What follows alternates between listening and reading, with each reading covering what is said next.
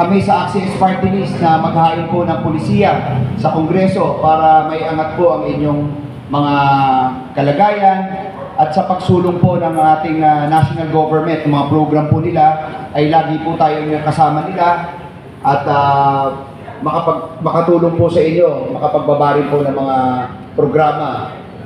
At hindi lang po kami nakampi ng inaapi sa Access Party List, kundi makakasama niyo po kami upang mapaunlad ang inyong mga hanap buhay. Less than 3 months na lang po ay eleksyon na naman. At muli po natin suportahan ang Access Party List na number 68 po sa balota. At ang ating future Senator Erwin Tulfo na lagi pong tumutulong po sa atin, siya po ang aming chairman sa Access Party List. Number 63 po siya sa balota sa pagkasenador. At kung may mga kamag-anak po tayo na nasa Benguet po, huwag po natin kalimutan ng ating congressman ng Benguet na si Congressman Eric Yap. And kami po sa Access Party List ay handa po kaming tumulong, sumuporta at maglingkod po sa inyong lahat. Muli po, maraming salamat po sa inyo at mabuhay po kayong lahat.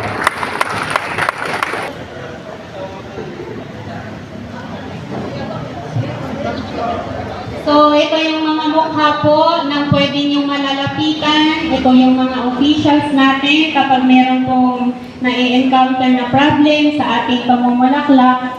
As si Ma'am Mirna, please be here in front also. So, ito po yung mga officials natin na na-elect noong 2022. So, we run the association na walang sweldo. So, sa mga nakakaintindi po, maraming salamat.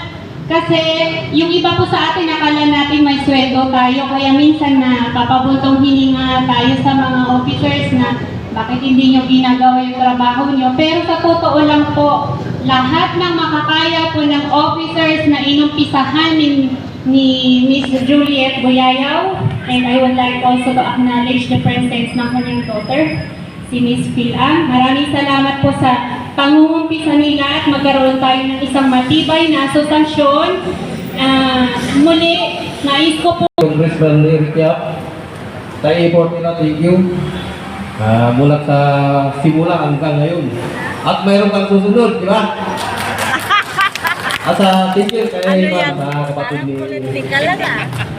At saka sa members natin, bakit marami tayo ngayon? Dapat pag mga meeting natin, ganito tayo karami. Diba? Approve? Dami pala at saka thank you sa effort natin lahat dito. At saka kay Chairman, thank you sa mga effort niyang sa atin. Thank you. maraming salamat po ulit. Kung sino pong gusto magpa-picture, punta po dito sa harap. We would like to request our honored and respectable officers po kung pwede po namin kayo maanyayahan sa floor. O pwede po ma-request namin kayo lahat kasi minsan-minsan lang po natin ito nagagawa, sir. Sila Sir Gavin, yung mga kubang ma-request dito sa harap.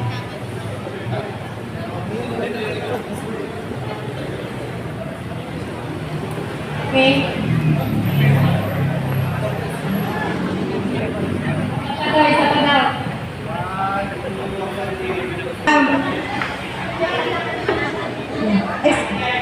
Minutes lang na magsasalita.